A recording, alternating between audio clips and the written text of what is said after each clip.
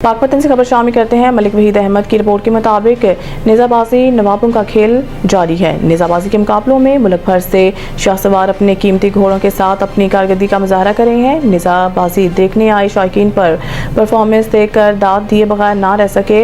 हुकूमत पंजाब के खेलता पंजाब प्रोग्राम के तहत पाकपतन में निज़ाबाजी के मुकाबला जारी हैं।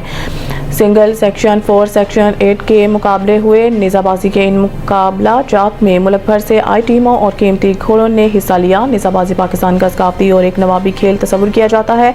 मुकाबले में पहली पोजीशन होल्डर को 1 लाख रुपए और ट्रॉफी, सेकंड और थर्ड पोजीशन होल्डर को भी कैश और ट्रॉफियां दी जाएंगी। सकाफत के हवाले से अगर हम बात करें तो टेंट पेगिंग एक ऐसी चीज़ है जो कि मेरा ख्याल है कोई 30-35 साल बाद यहाँ पे पाकपतन में ये इवेंट हुआ है।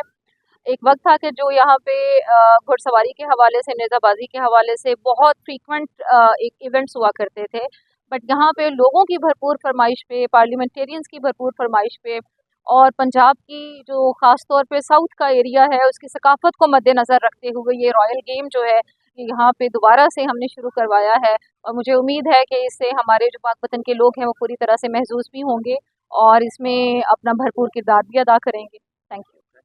बिस्मिल्लाहिर्रहमानिर्रहीम। ये जो आज का जो ये नेज़ाबाजी का इवेंट है, ये वज़ीर आला का खेलता पंजाब का जो प्रोग्राम है उसके लिए उसके तहत ये हो रहा है और म्यूनसिपल कमेटी पाकपतन में इसको मुनक्कद करवा रही है। और क्योंकि मैं ये पाकपतन में नेज़ाबाजी का बानी मैं हूँ तो इसलिए इन्होंने मुझे ही कहा कि जी कि आप इसको ऑर्गेनाइज़ करें। मैं इसको ऑर्गेनाइज़ कर रहा हूँ और CO साहब चौधरी फयाज बड़ाई साहब का सारा ज़ेर इंतज़ाम है।